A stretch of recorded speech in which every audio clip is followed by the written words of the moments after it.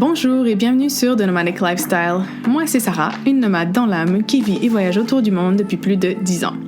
Sur ce podcast, je te parlerai donc de voyage, de backpacking, d'expatriation, de style de vie nomade, de randonnée, bref, de tout ce qui a trait à la vie en vadrouille à explorer notre merveilleuse planète.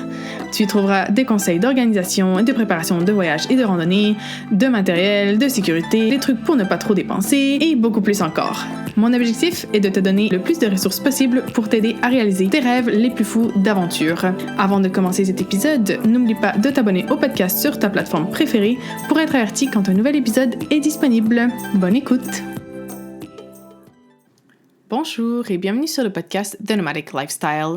Aujourd'hui, on va parler d'un de mes sujets préférés parce que ça allie deux de mes passions, c'est-à-dire le voyage et l'organisation. Donc, voilà, aujourd'hui, je vais te présenter en 12 étapes comment bien planifier un voyage, qu'il s'agisse d'un voyage court, de quelques jours à quelques semaines, ou d'un voyage long, donc qui peut aller de plusieurs semaines à plusieurs mois, voire à une période indéterminée. Voilà, les étapes, c'est en gros les mêmes pour tout type de voyage, mais bien sûr, si c'est un voyage plus long, il y aura certaines choses qui... il y aura quelques ajustements à faire selon la durée du voyage, mais en général, c'est à peu près ces 12 étapes-là par lesquelles il faut passer pour planifier n'importe quel voyage, selon mon avis. Bien sûr, chacun a sa façon de faire, mais aujourd'hui, je te présente ma façon de faire, les étapes que moi je suis quand je planifie tous mes voyages. Donc, on va rentrer directement dans le vif du sujet. La première étape que moi, je t'encourage vraiment à faire, qui est pas toujours... si tu lis les articles et tout, on n'en parle pas souvent, mais moi, je pense que c'est vraiment une étape hyper importante et tu verras par la suite pourquoi. Mais c'est de déterminer la raison de son voyage. Moi, je pense que c'est vraiment important de savoir un peu pourquoi tu veux partir en voyage pour que l'expérience, en fait, que tu vas ensuite avoir en voyage et les décisions que tu vas faire pour ton voyage soient alignées, t'apporte ce que toi tu veux que ce voyage t'apporte. Que ce soit, comme on dit en anglais, meaningful, donc que ça ait du sens et que, le voyage, il soit pour toi et pas pour les autres. C'est vraiment simple, c'est pas si compliqué que ça de déterminer quelle est la raison de notre voyage. C'est vraiment, moi, la question que je me pose, c'est qu'est-ce que je veux, moi, pour ce voyage? Qu'est-ce que je veux en retirer? Et il n'y a absolument pas de mauvaise réponse à cette question. C'est vraiment une discussion que tu dois avoir avec toi-même, très honnête de ce que tu veux. Et vraiment, le plus important de tout, c'est d'oublier les injonctions de la société, des réseaux sociaux, de ce que tout le monde dit qu'il faut que tu fasses, qu'il faut que tu expériences, oui, bien sûr, Sarah, que tu expérimentes dans tel pays ou je sais pas quoi parce que c'est un must ou blablabla. Mais vraiment, concentre-toi sur ce que toi, tu veux vraiment vivre de ce voyage que tu veux retirer. Et personne d'autre. Et le voyage, tu le fais pour toi. Vraiment. Ça, pour moi, c'est ce qui est le plus important parce que je trouve qu'aujourd'hui, avec les réseaux sociaux, la pression qu'il y a c'est un peu genre à la mode de voyager et tout, et il y a toujours des listes les must de choses à faire, de choses à voir et tout, mais si c'est pas des choses qui t'intéressent, on s'en fiche, c'est pas tes must à toi. Chacun peut avoir ses propres must et ses propres envies de faire des expériences différentes et tout. Donc voilà, je t'encourage vraiment à décider ce que tu veux, toi, retirer pour ce voyage. Et si tu as besoin d'un petit peu d'inspiration, de type de raisons pour lesquelles tu pourrais voyager, je te donne une liste absolument non exhaustive là, mais... Voilà, juste pour te donner quelques idées, ça peut être un voyage pour te retrouver, te reconnecter à toi-même, réaliser un rêve, par exemple, s'il y a une destination que tu aimerais visiter depuis hyper longtemps, ça peut être tout simplement cette raison-là. Apprendre une nouvelle langue, par exemple, ou pratiquer une langue, découvrir une nouvelle culture, se donner un défi, sortir de sa zone de confort. Par exemple, moi, c'est la raison pour laquelle j'ai décidé de partir au Sénégal dans quelques jours, d'ailleurs, pour un peu sortir de ma zone de confort et découvrir vraiment un pays complètement différent de ce que j'ai vécu à date, vraiment faire une grosse sortie de confort. Donc, ça peut être une excellente raison, mais c'est pas nécessaire. On peut aussi voyager quelque part où on est dans notre zone de confort et on connaît genre cet endroit par cœur, mais on aime juste y retourner. Vraiment, il n'y a aucune mauvaise réponse, comme je vous disais tantôt. Ça peut être aussi simplement pour changer d'air, s'ouvrir à de nouvelles perspectives. Des fois, on a juste besoin de sortir de notre train-train quotidien. Apprendre une nouvelle compétence, par exemple, si en faisant du volontariat ou des choses comme ça, ça peut être, ou un échange quelconque, ça peut être une bonne façon de profiter d'un voyage. Célébrer un événement, un accomplissement. Bien sûr, on pense par exemple à un mariage, qu'on appelle ça un voyage de noces, ou juste comme un genre de récompense pour avoir accompli un super gros objectif ou quelque chose comme ça, pour rencontrer des nouvelles personnes, parce que le voyage, c'est vraiment propice à ça, moi, en tout cas, je trouve. Et simplement, ça peut être pour se relaxer, se ressourcer, parce que, des fois, oui, on a aussi besoin de juste aller chiller sur le bord de la plage et ne rien faire, et ça fait du bien aussi, hein?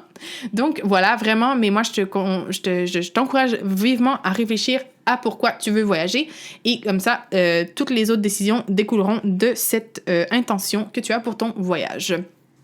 Alors, une fois que tu as déterminé ton intention, on passe maintenant à la deuxième étape qui est de déterminer ton budget. Donc, moi, je pense que c'est quand même important de savoir plus ou moins combien d'argent tu peux dédier à ton voyage. Et là encore, après l'intention, ça va aussi beaucoup déterminer toutes les prochaines étapes. Donc, voilà, de déterminer combien d'argent tu as disponible pour faire ton voyage. Et moi, je suis une grande, grande fan du fait d'ajuster ton voyage à ton budget et non le contraire. Parce que comme ça te permet de partir beaucoup plus souvent sans devoir toujours attendre d'avoir plusieurs milliers d'euros d'économie. Vraiment, le fait d'avoir un budget et de faire avec ce que tu as déjà, c'est vraiment ce qui te permet, en tout cas moi, ce qui me permet de voyager beaucoup plus souvent par rapport à attendre d'avoir 3 000, 4 000, 5 000, 6 000 euros de côté pour pouvoir partir. Même si j'ai juste 800 euros de budget, par exemple, j'adapte mon voyage à mon budget. Donc, j'ai 800 euros, ok, je pars. Et donc ça me permet de partir vraiment... genre plusieurs fois par année même, parce que j'adapte vraiment ma façon de voyager à mon budget. Alors, je comprends que ça peut ne pas être la philosophie de tout le monde, mais voilà, moi, c'est vraiment mon conseil pour réussir si ce que tu aimerais, c'est voyager plus souvent, adapte tes voyages à ton budget et non le contraire.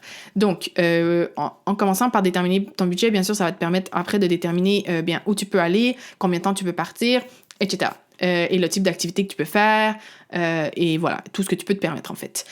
D'ailleurs, je t'ai aussi préparé un guide ultime pour voyager plus pour moins, dans lequel je te partage plus de 50 astuces pour économiser en voyage. Donc déjà, ça va te permettre d'optimiser ton budget, de faire plus avec moins d'argent. Et aussi, tu vas trouver un template de budget de voyage que tu pourras utiliser pour justement calculer combien tu vas devoir mettre, ou combien tu as besoin pour ton voyage en termes de transport, d'hébergement, les activités à faire, les dépenses pré-voyage aussi à prévoir, etc. Donc, vraiment avoir une idée de, déjà, est-ce que tu peux te permettre le voyage que tu veux et plus ou moins combien ça va te coûter. Et ensuite, durant le voyage, de garder une trace de tes dépenses pour t'assurer que tu restes bien dans ton budget ou pas, parce que des fois, on aime ça aussi en voyage, se dire, well, you know what, on se fiche du budget et on se fait plaisir. Donc, voilà, mais si tu as envie, tu peux trouver ce guide dans la description en lien, qui sera dans le lien... Mon Dieu, le lien dans la description de l'épisode, on va y arriver, ça, qui est juste, sous l'épisode de podcast. Donc, pour un budget, pour déterminer ton budget, moi, je trouve que c'est toujours plus simple, en fait, de déterminer un budget pour un voyage court, parce que, c'est moins de jours, c'est un peu plus facile de déjà faire un peu des recherches, voir c'est quoi le prix. Déjà, on sait généralement les destinations précises ou plus ou moins, donc c'est plus facile de faire la recherche sur le prix des hébergements, un peu voir les activités qu'on veut faire. Généralement, quand on a moins de jours, on a déjà quand même bien en tête les activités qu'on veut faire, etc. Donc, c'est beaucoup plus simple de déterminer combien on va avoir besoin pour notre voyage et donc de voir si on respecte ou non notre budget. Quand on part pour un voyage long de plusieurs semaines, voire mois, ça devient déjà un peu plus compliqué. Donc moi, ce que j'essaie de faire, c'est déterminer un budget général, mais vraiment très, très, très général. Voilà, je pars 6 mois, j'ai 6 000 € de côté, donc j'ai 1 000 € de budget par mois, par exemple. Et donc, voilà, là, dans ce cas-ci, j'essaie de faire des recherches pour voir le coût de vie, le coût de la vie générale selon les destinations que je veux visiter, pour voir un peu combien ça coûte plus ou moins pour l'hébergement, pour la nourriture, les activités que je veux faire, etc. Et donc, voir si mon budget est réaliste ou pas. D'ailleurs, il y a justement dans le guide pour économiser, là, avec les trucs, les astuces pour économiser en voyage, je t'ai mis aussi des ressources là où tu peux aller voir le coût de la vie et tout selon les différentes destinations, donc pour t'aider un peu à faire ces calculs-là. Mais voilà, c'est beaucoup plus générique, je trouve, un budget quand on part pour plusieurs mois par rapport à par rapport à un voyage court. Ensuite, la troisième étape, évidemment, ça je pense que c'est assez évident, c'est de déterminer les dates et là où les destinations pour ton voyage. Donc, si tu travailles, ça veut généralement dire demander des dates de vacances un peu à l'avance, s'organiser avec les collègues et tout. Donc, voilà, il faut faire ça. Moi, je te conseille, si c'est possible, c'est pas toujours possible, et je le sais parce que moi aussi, quand je travaille, quand j'ai eu des jobs et tout, c'est pas toujours facile d'être flexible sur les dates de voyage et tout, et on veut profiter le plus possible des jours de vacances qu'on a. Mais si tu as un petit budget ou tu veux simplement pas dépenser tout ton argent en transport, l'une des meilleures façons d'économiser vraiment dans le budget voyage, c'est d'être flexible sur les dates et sur la destination de ton voyage. Donc, si t'es pas flexible sur les dates parce que ton employeur ne te permet de prendre des vacances que dans certaines périodes, etc., et que tu veux économiser, eh bien, dans ce cas-ci, je te conseille d'être flexible sur la destination de ton voyage parce que, dans les dates où tu peux partir, eh bien, il y a peut-être des destinations qui sont hyper pas chères pour plein de raisons. Et donc, si tu peux être flexible sur ta destination, ça va être une excellente façon d'économiser sur le transport. Mais si tu travailles, que tu n'as pas beaucoup de flexibilité et sur tes dates et que tu veux absolument aller visiter une destination en particulier et que tu as le budget, eh bien, go for it. Détermine ta destination et vas-y. Une fois que tu as déterminé les dates et là où les destinations, c'est hyper important de vérifier les conditions d'entrée dans là où les destinations que tu comptes visiter, les recommandations et ou avertissements pour les zones visitées, les vaccins requis, aussi vérifier si c'est la bonne période pour y aller ou non. Donc, c'est vraiment tout un peu s'assurer qu'on fait un bon choix. Et donc, des fois, il peut y avoir un petit peu de retour en avant et en arrière entre l'étape 3 et l'étape 4 parce que des fois, on peut se dire « Ah, j'ai envie d'aller, par exemple, en Indonésie et en plein mois de... août, et c'est la période des moissons là-bas, et donc c'est pas la meilleure période pour aller en Indonésie, par exemple.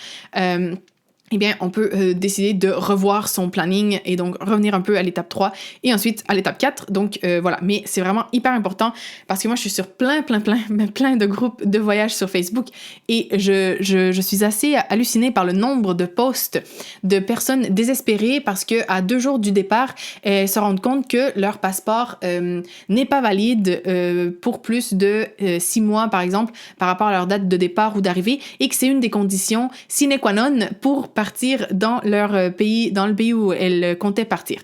Donc vraiment, c'est hyper important. Vérifie bien toutes les conditions d'entrée. Est-ce que tu as besoin d'un visa?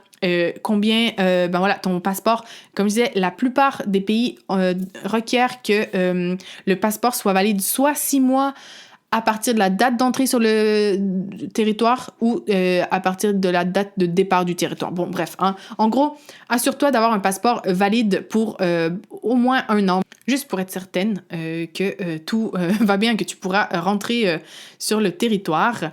Mais voilà, est-ce que tu as besoin aussi d'un visa? Quelles sont les conditions pour obtenir les visas? Parce que des fois, c'est possible de faire le visa à l'aéroport. Des fois, il faut le faire avant le départ au travers de l'ambassade. Quels sont les documents nécessaires pour faire les visas etc. Combien de temps c'est nécessaire pour obtenir le visa, combien de temps le visa est valide. Bref, voilà, vraiment bien s'informer parce que c'est vraiment dommage de ne pas pouvoir partir à cause d'une telle erreur. Et dans ces cas-ci, les assurances, elles ne remboursent pas. Hein. Si c'est de ta faute que tu n'avais pas les documents, ton assurance, elle ne va pas te rembourser les vols annulés et tout. Donc, il faut vraiment, vraiment faire attention à ça. Ensuite, vérifier les avis de sécurité, genre s'il y a un conflit armé, s'il y a une situation médicale dangereuse, genre des fois il y a des épidémies ou des trucs comme ça, si la situation politique est instable, s'il y a des risques de catastrophes naturelles, par exemple, genre la saison des ouragans à Cuba, c'est peut-être pas le meilleur moment pour y aller ou des trucs comme ça. Donc juste vraiment s'assurer aussi que c'est sécuritaire d'aller dans un pays. Après, moi ici, gros astérisque, fais très attention à ne pas te laisser décourager par les avis que les sites gouvernementaux mettent sur les pays. Parce que si tu lis, mais genre même la France, le Canada et tout, il y a des avertissements de sécurité, que tu lis et tu dis, ouais, bon, hein, c'est quand même pas si... Bien sûr, il peut arriver de tout partout, mais c'est pas des pays dangereux, quoi. Mais en lisant les avis, ça peut te faire flipper un peu. Mais voilà, donc faut vraiment toujours faire... attention, moi je dirais ce qui est vraiment à éviter le plus, c'est les conflits armés, genre là en ce moment aller en Ukraine ou aller en Syrie, c'est peut-être pas le meilleur moment, hein. Les épidémies, des trucs comme ça, ou genre s'il y a vraiment des grosses manifestations, des trucs comme ça, bon, on évite peut-être dans ces moments-là, mais sinon, à part ça, vraiment la plupart des destinations sont géniales et faut juste faire gaffe comme partout, quoi. Et ne pas se faire prendre par la peur des avis des gouvernements ou même des gens qui ne sont jamais allés dans ces pays. Ensuite, hyper important aussi, est-ce qu'il y a des vaccins obligatoires? Parce que là encore, on peut te refuser l'entrée dans un pays s'il y a un vaccin obligatoire. Par exemple, il y a la fièvre jaune qui est un vaccin qui est obligatoire dans plusieurs pays et qui est obligatoire si tu as été dans un pays où le vaccin était obligatoire dans les derniers X mois, là, je ne me rappelle plus trop, mais voilà. Donc, fais bien gaffe aussi aux vaccins obligatoires ou pas.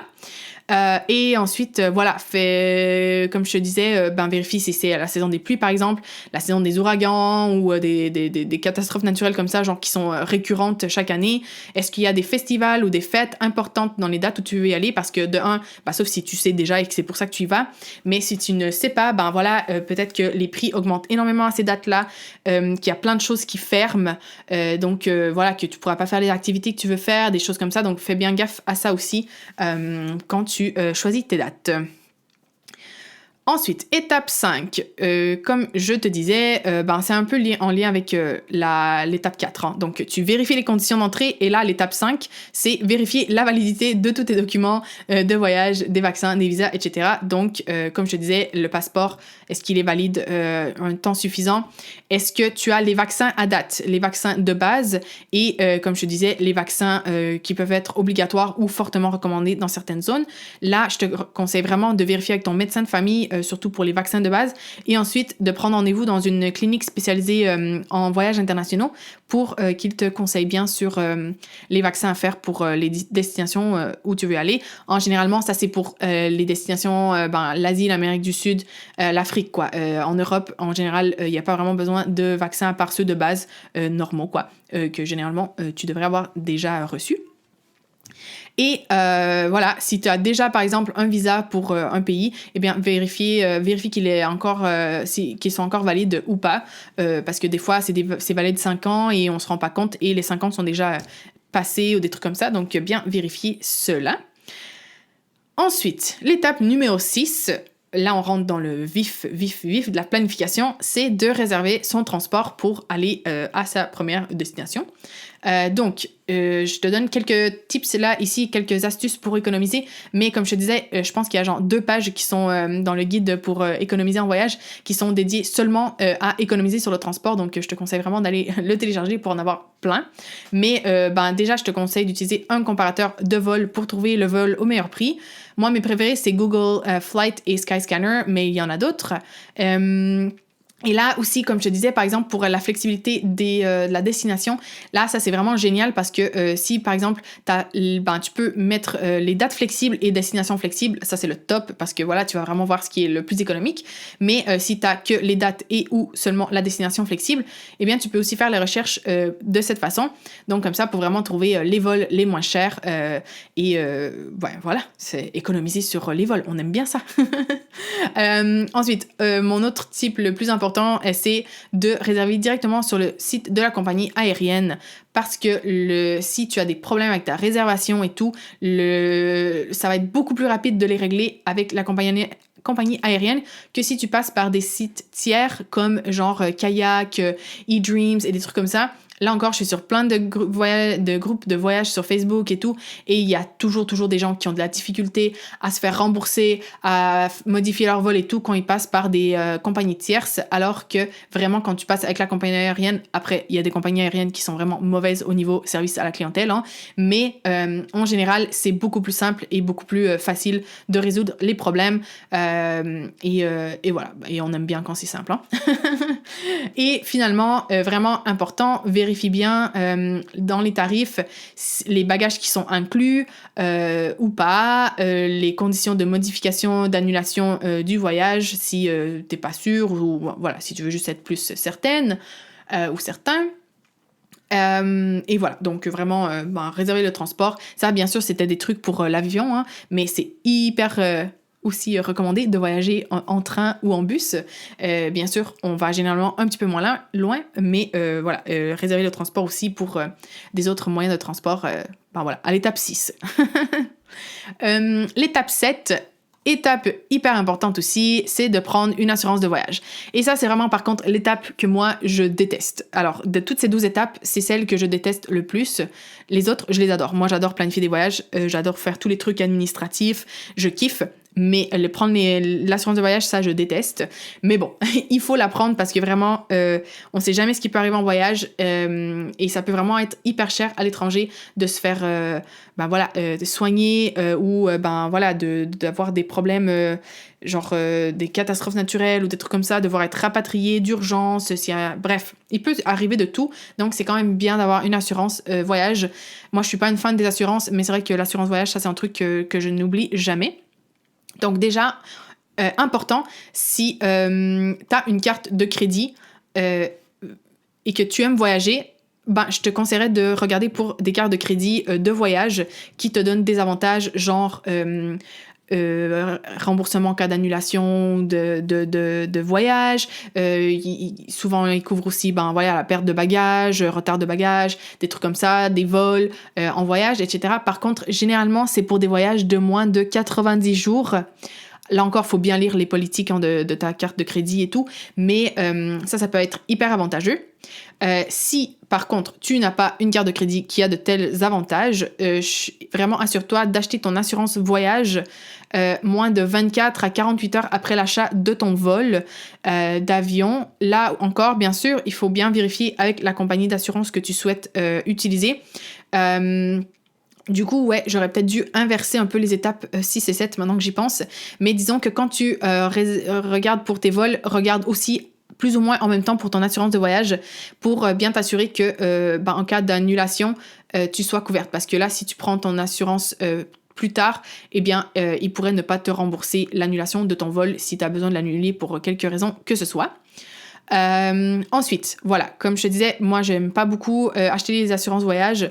Je suis pas une experte en assurance, je te donne juste mes astuces là selon mon expérience à acheter des assurances de voyage plusieurs fois dans ma vie à date. Mais voilà, ça c'est vraiment des astuces, je suis pas une experte, hein, donc voilà, mais mes petites astuces pour t'aider à rendre ce processus moins pénible. Donc déjà, définis bien les caractéristiques nécessaires dont toi tu as besoin pour ta police d'assurance. Ça c'est par exemple selon ton âge. Souvent, pour les personnes âgées, par exemple, certaines assurances ont des limites et des trucs comme ça, donc il faut bien s'assurer qu'elles te couvrent. Si tu as des conditions médicales préexistantes, là, il faut vraiment faire hyper gaffe et bien te renseigner. Si tu es nomade digital ou expat et donc t'as pas une résidence fixe ou que voilà, t'es pas couvert par un système de santé national quelque part, eh bien, il y a des assurances exprès pour ça. Si tu comptes faire des activités sportives à risque durant ton voyage, par exemple de la rando, ben là, moi par exemple, pour le Népal, il faut, genre, comme je veux faire des randos à plus de 4000 mètres, il faut vraiment, je suis en train de regarder et tout, et c'est hyper compliqué parce que la plupart couvrent jusqu'à 4000, il y en a jusqu'à seulement 3000, d'autres jusqu'à 5000. Bref, il faut vraiment faire hyper gaffe si tu as l'intention de faire des activités sportives à risque, bien t'assurer qu'elles soient couvertes. Donc ça, je continue mon énumération des genres d'activités à risque. Il y a le surf aussi, l'alpinisme, la plongée. Donc vraiment, regarde, si tu comptes faire genre ou du bungee jumping ou des trucs comme ça, assure-toi bien que ce soit couvert par ton assurance. Aussi, si tu voyages hyper souvent durant l'année, par exemple, ou si c'est un voyage de plusieurs mois, ou si c'est un voyage juste de 2 semaines, par exemple, ben là encore, il y a différents types d'assurances, donc regarde bien celle qui convient le plus à ta situation. Aussi, assure-toi que tu puisses faire, si tu as oublié de prendre une assurance voyage, que tu puisses la faire durant, une fois que tu es déjà parti en voyage, parce que pas toutes les compagnies d'assurance acceptent ça. Et bien sûr, si tu pars pour plusieurs mois, assure-toi de pouvoir la renouveler une fois que tu es en voyage. Parce que moi, ça m'est déjà arrivé d'avoir une compagnie d'assurance, je le savais avant de partir, hein, mais qui me permettait seulement de faire, je pense que c'était 1 an, et après, ça couvrait plus, quoi. Donc, et c'était impossible de la renouveler. Donc, ça aussi, à prendre en considération. Aussi, prends en considération la valeur de l'équipement que tu apportes avec toi. Par exemple, si tu as du matériel photo hyper coûteux, un ordinateur, un portable et tout, quelle est la franchise là, bref, je ne me rappelle jamais c'est quoi le terme exact, mais jusqu'à combien tu es dédommagé en cas de vol, par exemple, ou de perte. Parce que, si tu n'as rien de valeur, 700 €, ça peut être suffisant. Si tu as des trucs de valeur, là, tu peux peut-être vouloir avoir genre 2500 € ou des trucs comme ça, quoi. Donc, à prendre en considération aussi. Donc voilà, une fois que tu as bien défini tes critères, recherche. Moi, je te conseillerais de rechercher genre entre 5 et 10 compagnies différentes. C'est vraiment chiant, je sais, mais ça va vraiment te permettre de voir quelle est la meilleure assurance pour toi. Et moi, je te conseille vraiment de faire un tableau comparatif pour pouvoir bien comparer les différentes assurances selon les différents critères que tu as. Hein. Donc, comme ça, voir laquelle est la meilleure visuellement. Moi, je suis une personne très visuelle, ça m'aide beaucoup. Si t'es pas visuel, peut-être que c'est pas nécessaire. Mais bon, moi, ça m'aide, donc je te donne le conseil. Voilà, une chose aussi, une fois que tu as bien fait tes recherches, tu as fait ton tableau comparatif, je te conseille une fois à tête reposée par contre là, hein, pas directement parce que en tout cas moi ça me donne un mal de tête rechercher les assurances. Donc je me donne un petit temps de latence entre la recherche et ensuite une fois à tête reposée, je regarde et je vois quelle est l'assurance qui correspondrait le plus à mes critères et je lis bien le contrat de celle-là. Donc, je le lis bien attentivement et tout à tête reposée pour m'assurer, les petits caractères minuscules là, des contrats d'assurance, je m'assure de bien les lire pour savoir si c'est vraiment la bonne assurance pour moi ou pas. Donc voilà pour l'étape la plus emmerdante de la préparation d'un voyage. Maintenant, étape 8, moi je te conseille de prendre rendez-vous pour les vaccins, si tu dois aller dans certaines destinations et tout, comme je te disais, dans une clinique de voyage international et aussi chez ton médecin de base. Et aussi, de prendre d'autres rendez-vous médicaux. Donc, je développe là pour les exemples. Donc, assure-toi de prendre si tu as des vaccins obligatoires à faire ou même très fortement recommandés, assure-toi de prendre rendez-vous au moins 1 mois avant ton départ parce que plusieurs vaccins nécessitent plus qu'une dose qui doivent être généralement à 1 semaine, mais des fois plus d'intervalle. Donc, le plus tôt tu peux prendre ton rendez-vous, le mieux c'est honnêtement pour t'assurer d'avoir tous les vaccins nécessaires. Ensuite, ça c'est surtout si tu pars plusieurs mois. Hein. Si tu pars 2 semaines, c'est pas nécessaire d'aller faire tout ça. Mais si tu pars plusieurs mois en voyage, moi je te conseille vraiment d'aller chez ton médecin de famille avant de partir pour faire un check-up général, pour par exemple faire des analyses de sang, d'urine, pour t'assurer que t'es en santé, que tout va bien et tout, et que t'as pas de problème avant de partir, quoi. Aller chez le dentiste, hein, faire peut-être un petit nettoyage, s'assurer là encore que tout va bien parce qu'il y a rien de pire, en tout cas oui, il y a pire, mais devoir aller chez le dentiste à l'étranger, tu sais pas toujours comment sont les conditions et tout. Voilà, moi je préfère éviter, donc je préfère y aller avant de partir. Comme ça, je sais que pour un petit bout de temps, je suis correcte. Pour les femmes, aller chez les gynécos, ça peut être une bonne idée aussi pour s'assurer que tout va bien de ce côté-là. Si tu as des lunettes, l'optométriste aussi, ça peut être une bonne idée là, surtout, je répète, si tu pars plusieurs mois, par exemple, t'assurer que tes lunettes sont à jour et tout, que tu n'auras pas de problème là-dessus. Ensuite, voilà, et si tu as d'autres conditions médicales spécifiques, bien sûr, je t'encourage vivement à aller voir d'autres spécialistes pour t'assurer que tout va bien avant de partir. Avec l'étape 9, on rentre déjà dans la partie concrète là, de la planification, et donc c'est-à-dire de faire des recherches sur là où les destinations, les activités qu'on veut faire, et commencer à planifier l'itinéraire. Donc, moi, ce que je fais généralement, moi, je te conseille déjà toujours, d'abord, genre sur Google Maps, chaque fois que quelqu'un te conseille un endroit ou te parle d'un endroit et tout, de le sauvegarder. Donc déjà, ça te fait une liste de choses à faire quand tu veux aller dans une destination. Et donc voilà, moi je pars déjà toujours de là. Je regarde un peu ce que j'ai sur mon Google Maps et tout. Et si j'ai rien, voilà, on part de zéro. Mais si j'ai des trucs, je regarde déjà et tout. Donc ça, c'est déjà cool. Et donc, sur Internet et tout, fais des recherches sur les villes, les différentes villes, les activités à faire, les expériences aussi que tu aimerais faire. S'il y a des trucs, tu sais, par exemple, genre tu vas dans la mer Rouge et tu voudrais faire de la plongée, recherche déjà ça, des trucs comme ça. Donc, voilà. J'ai pas vraiment de trucs à te donner parce que c'est Google quoi. Va sur Google, sur YouTube, sur Pinterest, sur Insta aussi, parce qu'Insta tu peux faire des recherches avec des mots-clés et tout, donc ça peut être hyper cool aussi pour découvrir des choses à faire.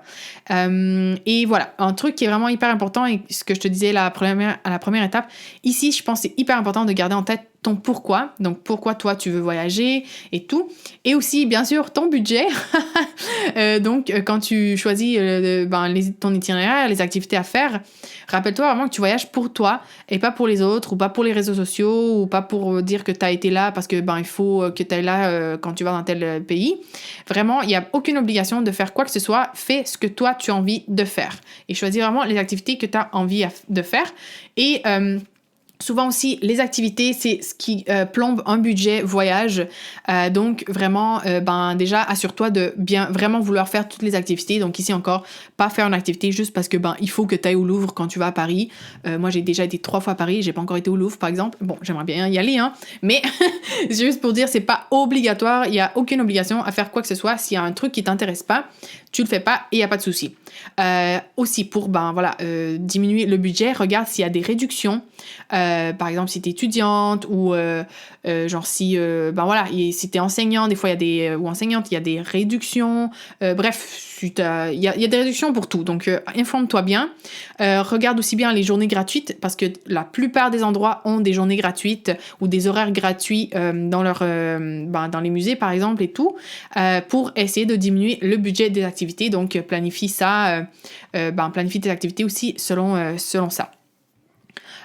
Ensuite, moi ce que je te conseille, c'est de faire ta recherche et tout, et une fois que tu as plus ou moins identifié des choses qui t'intéresseraient et tout, de établir plus ou moins un itinéraire logique selon ce que tu voudrais faire. Moi, personnellement, la façon dont je voyage et que j'aime faire, mais qui n'est absolument pas la seule ou la meilleure façon de faire, c'est de faire un itinéraire un peu vague, tu vois, genre avoir une vague idée par exemple des villes que tu veux faire, etc. Mais de pas trop planifier. Moi, j'aime bien même ne rien planifier vraiment, de réserver, d'ailleurs je t'en parle juste après, mais vraiment d'aller with the flow, parce que quand t'es en voyage, tu rencontres des gens te parlent de choses que t'avais pas prévues ou que tu connaissais pas et tout. Et donc, moi je trouve que c'est la beauté du voyage, c'est vraiment d'avoir la flexibilité, la spontanéité, de dire oui sur le moment et to go with the flow. Donc, voilà. Mais si tu préfères planifier ton itinéraire précis, eh bien, fais-le. Maintenant que tu as déterminé les activités que tu veux faire, les villes que tu veux visiter, etc., eh bien, planifie ton itinéraire, mais par contre, vraiment, si tu préfères avoir un itinéraire, vraiment, ne planifie pas genre toutes les minutes de ta journée. Laisse du temps pour pour la spontanéité, pour des choses que peut-être tu n'avais pas prévues et tout. Donc, vraiment, ne planifie pas à la minute près parce que ce serait un peu dommage de rater des occasions parce que, tu avais prévu trop de trucs ou aussi, il peut y avoir des imprévus, tu peux tomber malade, il peut y avoir le transport qui est en retard et tout. Donc, il faut vraiment, le voyage, c'est l'imprévu, c'est la spontanéité. Donc, il faut aussi laisser un peu de place, même si on préfère planifier et tout, laisser de la place pour des ajustements parce que, c'est sûr qu'il va y avoir à en faire de toute façon. La 10e étape, donc, c'est de réserver tes hébergements. Donc, selon le type de voyage que tu veux faire, moi, mon conseil, comme je te disais, ma façon de voyager, c'est de ne réserver que la première ou les premières nuits dans la première ville où tu arriveras, parce que, t'es sûr que tu vas arriver là. Et ensuite, de réserver la dernière ou les 2-3 dernières nuits, là encore, parce qu'en théorie, tu sais d'où tu repartiras. Ça, c'est si tu as une date de retour. Sans date de retour, pas besoin de planifier ça. Mais si tu sais déjà d'où tu pars, où tu arrives, où tu pars, tu peux réserver les quelques premières nuits à l'arrivée et quelques premières nuits au départ. Comme ça, tu sais que tu es sûr d'être là-bas. Mais dans le milieu, moi, je te conseille de ne pas réserver et de voir un peu petit à petit où aller. Là, ça, c'est bien sûr en prenant en compte si tu as bien fait ta recherche, à l'étape, je ne me rappelle plus si c'était 4. Par exemple, si c'est haute saison parce que c'est un festival où il y a un événement précis et tout, là, bien sûr, non, on réserve parce que sinon, tu vas te retrouver sans hébergement. Mais même en haute saison... dans des grandes villes et tout, tu trouveras toujours un endroit pour où rester. Par contre, les prix pourraient changer. Donc, mais généralement, tu peux wing it. Tu peux y aller en réservant quelques jours d'avance et ça le fait sans problème. Par contre, un petit truc, si tu ne réserves pas rien en avance, je te conseille quand même de faire un peu de recherche en amont pour voir dans les zones ou les villes où tu penses aller, pour voir un peu c'est quoi les prix, s'il y a beaucoup de disponibilité ou pas, et justement ajuster tes plans en conséquence. Ensuite, pour les hébergements, en tant que réceptionniste dans une auberge de jeunesse, je te supplie de bien regarder quand tu réserves les services qui sont proposés par les hébergements et s'ils correspondent à tes besoins. Parce que vraiment, c'est ta responsabilité en tant que voyageur ou voyageuse de réserver et de voir les services qui sont offerts. Donc, si tu veux que les serviettes soient incluses, qu'il y ait le petit-déj, qu'il y ait des casiers dans la chambre, ou des casiers avant, après le check-in ou le check-out, qu'il y ait du Wi-Fi. Bon, là, ça, c'est généralement... Maintenant, il y en a presque partout, mais bon, on sait jamais. Si tu veux une cuisine, si tu as besoin d'un endroit pour travailler, etc., assure-toi de bien regarder les caractéristiques des hébergements où tu penses réserver, parce que c'est ta responsabilité de réserver dans les endroits qui correspondent à tes critères. Après, ne viens pas dire à la réceptionniste que tu es déçu parce qu'il n'y a pas de cuisine, alors que c'était très bien écrit que tu n'avais pas de cuisine.